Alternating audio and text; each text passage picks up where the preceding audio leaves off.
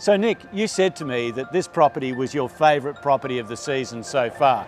And I think I understand why. It's a really generous family home that's easy to live in. But what else has it got? Chris, it's just so easy.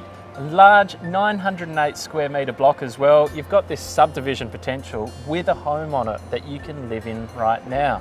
You can move in, chop the back off if you want. You've got so many options to grow and be part of this thriving little community.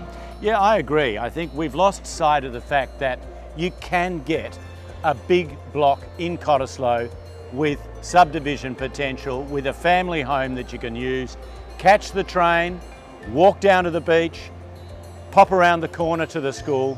There's so much to do here. So what should people do, Nick? They need to get in touch with us. This is not going to last long on the market, this property.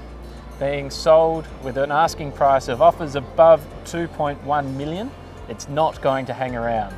And that's just over $1 million a block and so much potential that you can live in. So come down, see this property. It's going to be what you never thought you could buy.